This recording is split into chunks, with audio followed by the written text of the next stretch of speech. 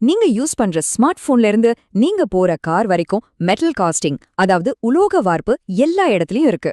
ஆனா பாக்குறதுக்கு ரொம்ப சிம்பிளா தெரியற இந்த ப்ராசஸ்ல ஒரு சின்ன தப்பு நடந்தா கூட மொத்த பொருளுமே வீணா போக வாய்ப்பிருக்கு. இன்னைக்கு அந்த தவறுகளோட ரகசியங்களை தான் நாம பார்க்க போறோம். நம்மளோட இந்த பயணத்துல முதல்ல மெட்டல் காஸ்டிங்னா என்னன்னு பேசிக்ஸ புரிஞ்சுக்க போறோம். அப்புறமா அந்த உருகின உலோகம் போற வழிய பத்தி பார்ப்போம். அதுக்கப்புறம் என்னென்ன தவறுகள் நடக்கும்னு பார்த்துட்டு கடைசியா அந்த தவறுகளுக்கு என்ன காரணம்னு கண்டுபிடிக்க போறோம். வாங்க ஆரம்பிக்கலாம். மெட்டல் காஸ்டிங்கோட முதல் மற்றும் முக்கியமான சவாலே இதுதான். உருகின உலோகத்தை நாம நினைச்ச மாதிரி ஒரு சரியான பொருளா மாத்துறது நினைக்கிற அளவுக்கு ஈஸி கிடையாது. ஏன் அப்படின்னு இப்ப பார்க்கலாம். ஆமா, கேக்குறதுக்கு ரொம்ப சிம்பிள். உருகின மெட்டலை ஒரு அச்சுல ஊத்தணும், அவ்வளோதான். ஆனா டெம்பரேச்சர்ல ஒரு சின்ன மாற்றம், இல்ல காத்துல ஒரு சின்ன பபிள், எது நடந்தாலும் சரி, மொத்த உழைப்பும் வீணா போயிடும். கடைசில நமக்கு கிடைக்கிறது ஒரு குறைபாடுள்ள பொருளாதான் இருக்கும். சரி, அப்போ இந்த உருகின உலோகம் எப்படி கரெக்டான இடத்துக்கு போகுது? அது ஒரு பெரிய டெலிவரி நெட்வொர்க் மாதிரி இல்லனா ஒரு குழாய் அமைப்பு மாதிரி கற்பனை பண்ணிக்கோங்க. டெக்னிக்கலா சொல்லணும்னா இதுக்கு பேருதான் கேட்டிங் சிஸ்டம். சுருக்கமா சொன்னா இந்த கேட்டிங் சிஸ்டம் தான் உருகின மெட்டலோட பயணத்தை கண்ட்ரோல் பண்ணுது. அது ரொம்ப வேகமாவும் போகக்கூடாது, ரொம்ப மெதுவாவும் போகக்கூடாது. இந்த டிசைன்ல சின்ன தப்பு நடந்தா கூட நாம அடுத்து பார்க்க போற பல குறைபாடுகளுக்கு இதுவே காரணமா அமைஞ்சிடும். இப்போ உங்க அறிவை டெஸ்ட் பண்ண ஒரு சின்ன கேள்வி. இந்த 1:2:4 அப்படின்ற ரேஷியோ கேட்டிங் சிஸ்டமோட எந்த பகுதிகளை குறிக்குதுன்னு நினைக்கிறீங்க? உங்க பதில ரெடியா வச்சுக்கோங்க. அடுத்ததா விடைய பார்க்கலாம். சரியான பதில் option A. Screw base, runner மற்றும் என்கேட், இந்த 3 பாகங்களோட பரப்பளவு விகிதம் தான் இது. இந்த விகிதம் எதுக்கு இவ்வளவு முக்கியம்னா, உலோகம் அச்சுக்குள்ள எந்த விதமான கொந்தளிப்பும் இல்லாம ஸ்மூத்தா நரையறத இதுதான் உறுதி பண்ணுது.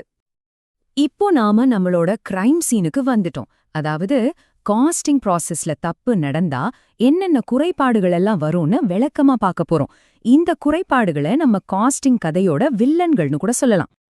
நம்மளோட முதல் க்ளூவை பாருங்க. லெஃப்ட்ல இருக்கிறது ப்ளோ ஹோல்ஸ்.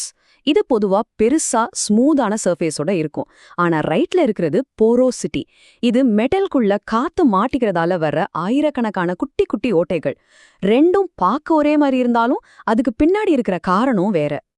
இந்த கையால வரைஞ்ச படத்தை பாருங்க. இது ஹாட்டியர் அப்படின்ற ஒரு விசித்திரமான குறைபாடு.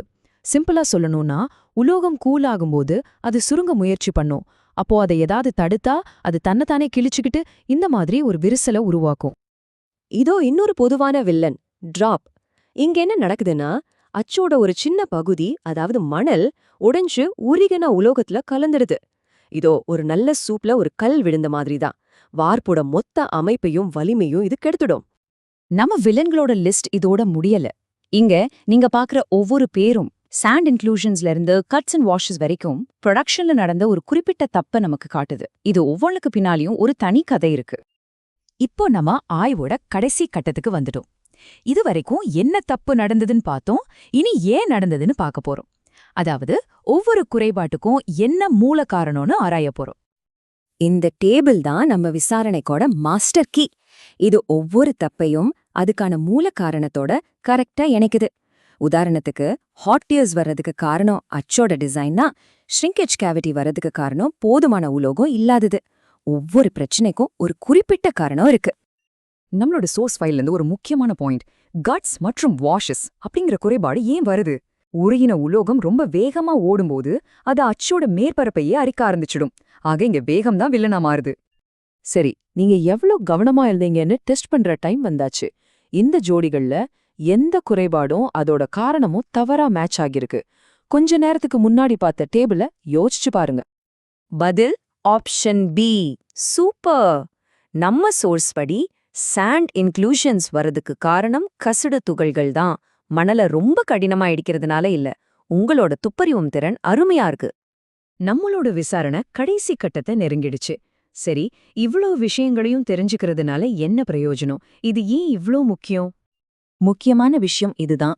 குறைகள் என்னன்னு தெரிஞ்சா மட்டும்தான் அதை சரி பண்ண முடியும்.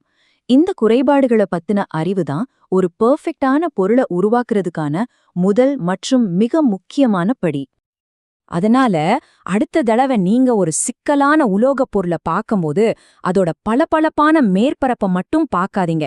அதுக்கு பின்னாடி சரி செய்யப்பட்ட கண்ணுக்குத் தெரியாத ஆயிரக்கணக்கான தவறுகளையும் அதை உருவாக்குனவங்களோட அறிவையும் ஒரு நிமிஷம் கற்பனை பண்ணி பாருங்க. நன்றி.